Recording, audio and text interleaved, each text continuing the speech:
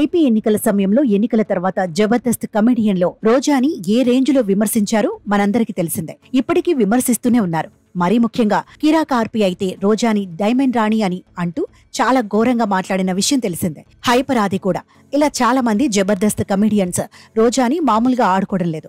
కారణం లేకపోలేదు. మెగా హీరోలకి భయపడి జబర్దస్త్ లో కామెడీ చేసుకునే వారంతా జనసేనకు జై కొట్టారంటూ రోజా కూడా కమెడియన్స్ పై కామెంట్స్ చేసింది. దాంతో ఆ మాటలకు రెచ్చిపోయిన జబర్దస్త్ కమెడియన్స్ రోజాపై ఒక రేంజ్ లో విరుచుకుపడ్డారు. అయితే ఇప్పుడు కమెడియన్స్ జనసేన తరపున ప్రచారం చేసిన వారంతా 2024 ఎన్నికల్లో గెలవడం, రోజా ఓడిపోవడంతో ఆమె కామ్ అవ్వగా కమెడియన్స్ కూడా ఎవరికి వారు తమ తమ పనులు చేసుకుంటున్నారు. తాజాగా జబర్దస్త్ కమెడియన్ రాకింగ్ రాకేష్ మాట్లాడుతూ జబర్దస్త్ లో ఉన్నప్పుడు రోజా వలన చాలా మంది లాభపడ్డారు. అందరూ ఆవిడ కాళ్ల మీద పడిన వారే.